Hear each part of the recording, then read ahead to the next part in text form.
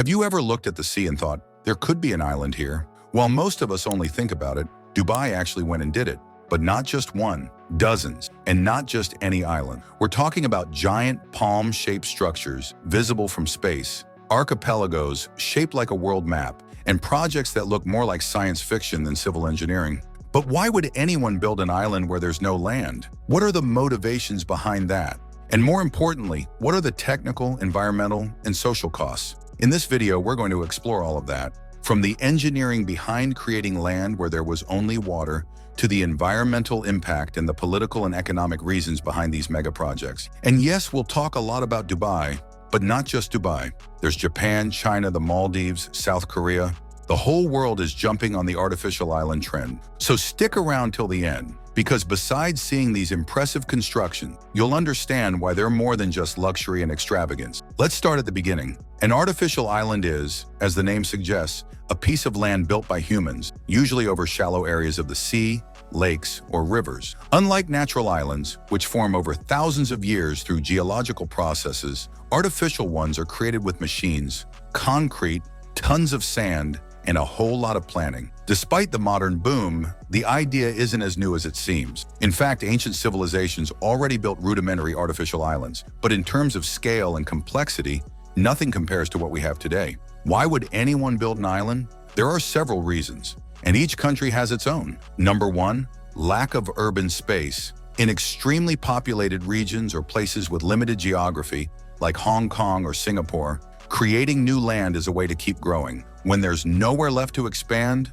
the only way out is the sea. Two, tourism and luxury. This is the classic case of Dubai. They didn't have natural tropical beaches, so they decided to build them. And not just any beach, but ones with luxury resorts, floating mansions, and sail-shaped hotels, all strategically designed to attract tourists and investors. Number three, strategic infrastructure. Many of these projects, like airports, ports, power plants, and military bases, require large, flat, isolated areas. Building an island allows for more control and security, while also freeing up space in already saturated urban zones. 4. Geopolitics. In some cases, building artificial islands serves to strengthen presence in disputed areas. One example is the South China Sea, where the country built military islands in strategic areas. In this context, engineering becomes a tool of power. Number 5. Climate change. Some are already looking at artificial islands as future solutions. With rising sea levels, some island nations are considering relocating part of their population to floating structures or elevated islands. In other words, these islands address real needs, even if sometimes they also serve as monuments to ego and ambition. Building an artificial island sounds like something out of a sci-fi movie, but in practice, it involves a lot more excavators than science fiction. Behind every man-made white sand beach, there's a massive marine engineering operation, the kind that involves billions of dollars, years of construction, and an absurd amount of sand. Let's break down how it all works. First things first, you need to decide where the island will be built. Usually, the chosen location is a shallow sea area where the depth is low enough to fill in the bottom with material until it rises above the water level. Calm waters are also preferred to reduce wave impact and make the process easier. But that's not enough. You also need to analyze ocean currents, the presence of reefs and marine life, and the behavior of the seabed soil. A detailed geotechnical analysis is essential. After all, no one wants to see an island sinking a few years later. To build an island, the most common method is called land reclamation. Here's how it works. Step 1. Sand dredging. Ships dredge sand from the seabed or other regions and transport it to the spot where the island will be created. Step 2. Controlled deposition. This sand is poured in layers, forming a solid base that gradually rises above sea level. Step 3. Compaction. The land needs to be compacted to prevent future sinking. This can take months, even years. Step 4.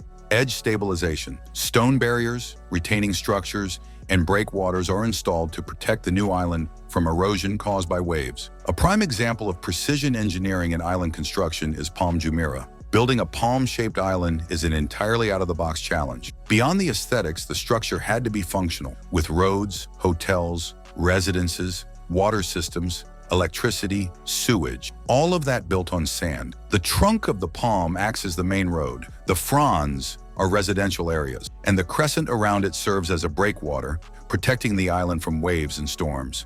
All of this was done with insane precision. A high-accuracy GPS controlled the position of the ships dumping sand. Drones and underwater sensors monitored the distribution of the material. And the final shape was only possible thanks to a combination of digital topography and hydraulic modeling. It was all carried out to bring this luxury engineering project to life, where every curve of the leaf had to be drawn with millimeter accuracy. Creating an island is one thing. Keeping it standing, functional, and safe, that's a whole different story. Some of the main challenges include, number 1, subsidence. Over time, the land can settle, causing uneven ground or cracks in structures. 2, erosion. Waves wear down the edges, requiring constant maintenance. Number 3, soil salinization. It can affect buildings and landscaping. 4, supporting large structures. The base needs to be extremely stable to handle buildings, hotels, and heavy infrastructure. On top of that, the environmental impact has to be closely monitored. Sand movement, for example,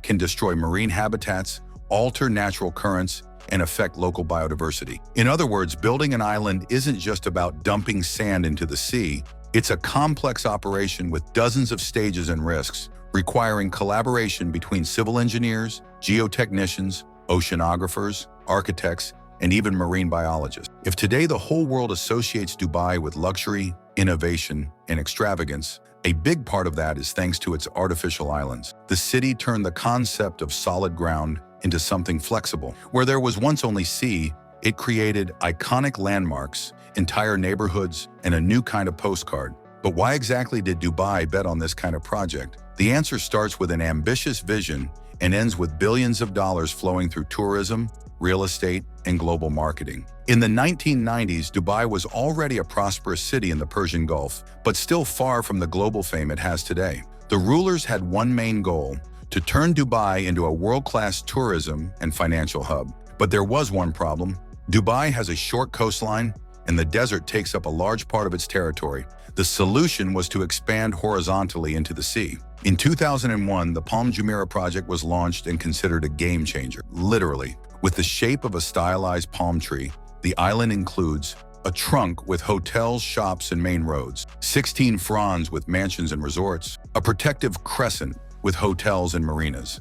And the scale is impressive. It features over 117 million cubic yards of sand, 7 million tons of rock, and roughly $5 billion in investment. Today, Palm Jumeirah is home to hotels like Atlantis the Palm, as well as hundreds of high-end residences. Property values there are astronomical, and many celebrities have already bought homes on the island. Shortly after the success of the Palm, Dubai launched another ambitious project, the World, an archipelago with over 260 islets representing the continents of the planet. Seen from above, it looks like a floating world map. But not everything went as planned, as the project faced delays and many islands remained empty for years due to issues with sinking and erosion that began to appear.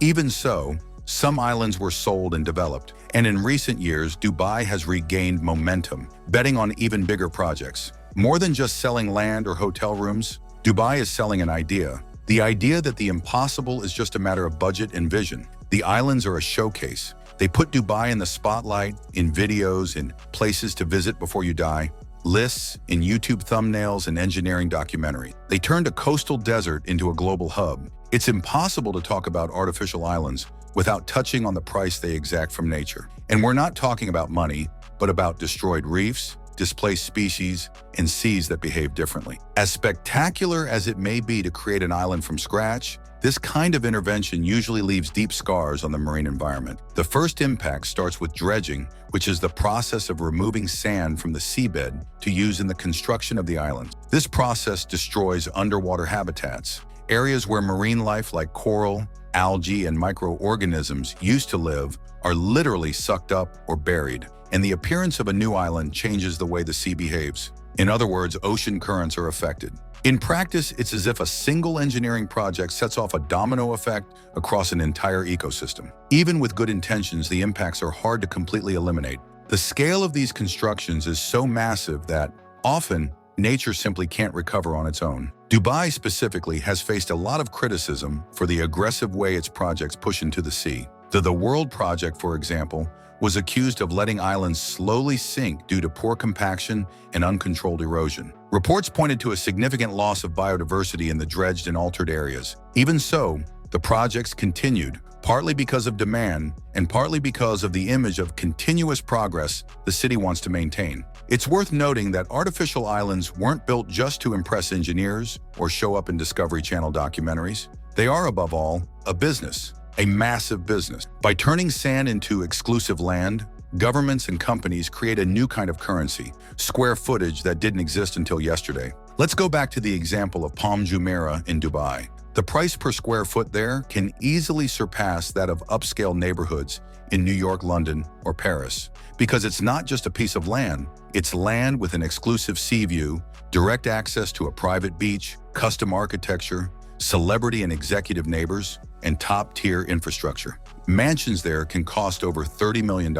And that's not even counting five-star hotels like the Atlantis, which has practically become a postcard of the city. Tourism is booming too. Thousands of visitors go to Palm Jumeirah just to see it, take photos, dine, or enjoy the scenery. It's an island made to be Instagrammable. The logic is simple. You create land where there was nothing, develop it with infrastructure and striking visuals, increase its value with marketing, exclusivity, and status. And after all that, you sell every square foot as if it were a piece of paradise. On top of that, the islands generate jobs in construction, hospitality, tourism, and maintenance. They also open up new commercial and logistical routes and end up generating revenue through taxes and real estate transaction fees. The initial investment may be massive, but the return, if calculated right, pays off. The islands also serve as national symbols. They say something about the country that builds them. Something like, we can bend nature to our will. It's a display of power,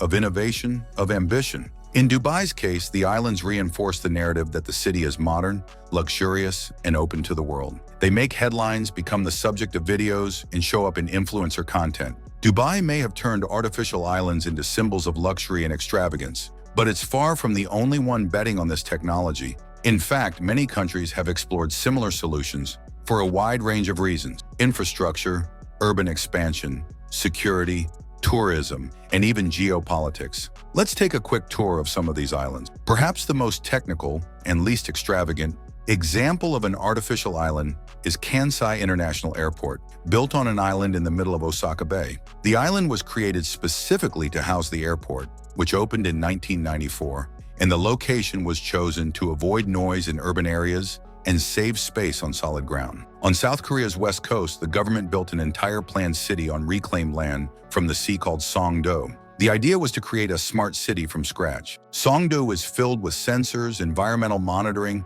and cutting-edge urban planning, and it's used as a lab for urban and environmental technology. Now for a very different and much more controversial an example. China has been building artificial islands in disputed areas of the South China Sea, mainly on reefs and sandbanks. These islands often house military infrastructure like airstrips, radars, and ports. The construction has sparked international tension, with neighboring countries and organizations accusing China of militarizing the region. These islands show that motivations aren't always about tourism or economics. Sometimes building an island is a way of saying, this part of the ocean is mine. At the end of the day, building artificial islands is much more than just moving sand from one place to another. It's about turning an ambitious idea into solid reality, literally. These islands represent far more than cutting-edge engineering. They reflect human priorities, growth, power, survival, and sometimes vanity. But the real question isn't whether we can keep creating land where there was once sea. The real question is, how do we do it without burying the planet's balance along with the sand? Modern engineering has already proven it can build almost anything. But maybe the true challenge is building with awareness, with purpose, with limits. If you enjoy exploring topics like this, where innovation, ambition, and consequences collide, make sure to subscribe to the channel. We're always bringing you stories that show how far the human mind can go and what it needs to learn along the way. Thanks for watching, and see you next time.